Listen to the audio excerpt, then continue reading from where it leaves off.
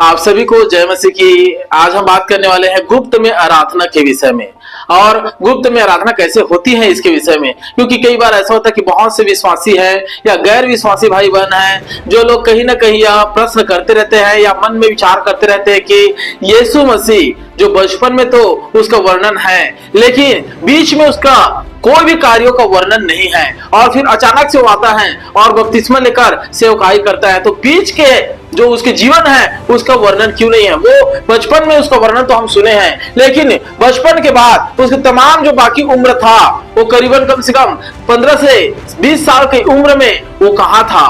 वो पूरे तरीके से सारे बातों के विषय में सवाल जवाब करते हैं और लोगों को कंफ्यूज कर देते हैं। इसलिए इस वीडियो को आपके लिए यह बनाया जा रहा है कि आप लोग भी इस विषय पर आप जवाब दे सके, क्योंकि परमेश्वर कहता कि मैंने भक्त को अपने लिए अलग कर रखा है, अर्थात गुप्त में उसकी तैयारी होती है। आप सभी जान ले, जो कोई भी विश्वासी होते हैं, मजबूत विश्वासी होते हैं, सामर्थी विश्वासी होती है, वो अक्सर गुप्त में उसकी आराधना होती है। वह गुप्त में परमेश्वर के लिए अपने जीवन को एक प्रकार का तप करता है, एक प्रकार का तपस्या उसका जीवन चलता है, और वो तैयार होते रहता है हर प्रकार की बुराई से हटने का, हर प्रकार के वो पूरे तरीके से संसार के अभिलाषाओं से दूर हटने के लिए वो अपने जीवन में संघर्ष करते रहते हैं। अगर हम बाइबल से देखें, बाइबल के वचनों से देखें, तो एलिया के अध्याय में अगर आप देखें तो एलिया एक ऐसा व्यक्ति है। अगर आप इसे बाइबल से देखें तो पहला राजा 17 अध्याय का 1 वचन से आप देख सकते हैं एलिया के विषय में। एलिया एक ऐसा परमेश्वर का दास था जो अचानक से आता है और उस समय के जो राजा था अहाब, उसको कहता है कि हे राजा, बिना मेरे कहे इस नगर में, इस देश में ना तो वर्षा होगी ना तो पानी के ओस के बूंद पड़ेंगे करके वो अचानक आता है और राजा को चुनौती देता है। और राजा को चुनौती देकर कहता है कि बिना मेरा कहे, उसने ये नहीं कहा बिना यहोवा के कहे या बिना प्रभु यीशु मसीह का कहे या बिना और किसी का कहे, उसने यह कहा बिना मेरा कहे ना तो वर्षा होगी ना तो ओस के बूंद पड़ेंगे। और सचमुच में ऐसा हुआ, 3.5 साल तक उस नगर में ना तो वर्षा हुई ना तो ओस के बूंद पड़े। इसलिए इस बात को आप विशेष ध्यान से समझिएगा कि इतने साल तक एलिया का वर्णन क्यों नहीं है, एलिया कहाँ है और एलिया क्या कर रहा था। यह बाइबल जो संपूर्ण बाइबल है पवित्र आत्मा की प्रेरणा के द्वारा इसको लिखा गया है। इसमें कोई भी ऐसी बात नहीं है जिसको समझा ना जा सके। पवित्र आत्मा जो हमारी सहायता करती है, आपकी और हमारी, जब हम प्रार्थना करते हैं हमारी सहायता करती है, और वो हमें या तो दर्शनों में या स्वप्नों में या तो किसी प्रकार के वचनों के द्वारा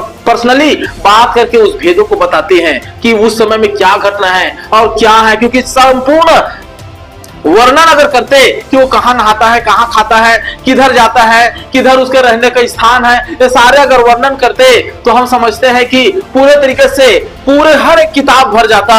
क्योंकि उसके विषय में वर्णन है कि संपूर्ण समुद्र अगर स्याही बन जाए और जगत के सारे वृक्ष अगर कलम बन जाए तो भी परम प्रधान यहोवा के जो वर्णन है महिमा का, उसका बखान, उसकी महिमा का वर्णन नहीं कर सकता। इसलिए जो एलिया है, एलिया अचानक से आता है और अचानक से पूरे तरीके से इस जगह पर राजा को चुनौती देता है, और वर्षा उसके द्वारा, उसके शब्दों के द्वारा वर्षा रुक जाती है।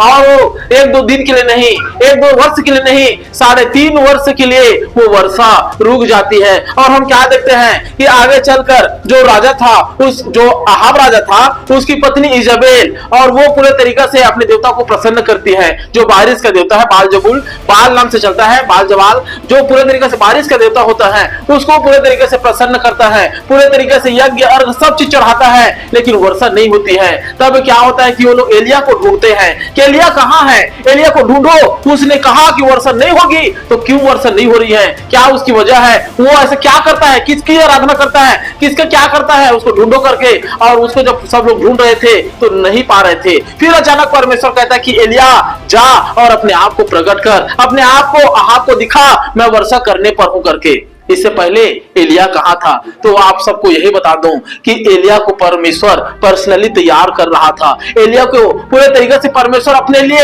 एक सामर्थी विश्वासी, एक सामर्थी जन बना रहा था कि उसके कहने से स्वर्ग से भी आग गिर जाए, उसके कहने से बारिश रुक जाए। देखो उसके हाथों में, उसके होठों में ऐसा नियंत्रण था कि वह ब्रह्मांड के कार्यों को भी वो पूरे तरीके से नियंत्रण कर रहा है। वो अपने होठों से कह रहा है कि बारिश रुक जाओ। देखो उसके होठों में कितनी शक्ति और सामर्थ्य को दिया है। यह गुप्त आराधना में हो रहा है। एक प्रकार की इसे तपस्या ही समझ लो, जो अपने जीवन में वो अपने समय का बलिदान कर रहा है। अगर हम इसको अगर आगे जाकर नए नियम से अगर देखें तो आप मत्ती के अध्याय को आप पढ़ेंगे। मत्ती 3 अध्याय में यूहन्ना जो बपतिस्मा दाता था वो उसको आप देखेंगे तो उसके बचपन से लेकर जब पैदा होता है उसका तो वर्णन होता है जकरिया, और हर एक चीज के विषय में उसके विषय में कुछ वर्णन है। वो जो पैदा हुआ उसके विषय में पूरे तरीके से वर्णन है, लेकिन पूरे तरीके से अगर आप देखेंगे कि उसके आगे के भाग को उसका कोई वर्णन नहीं है। और वो जंगल में रहता था लेकिन उसके बाकी का वर्णन नहीं है, क्योंकि वो भी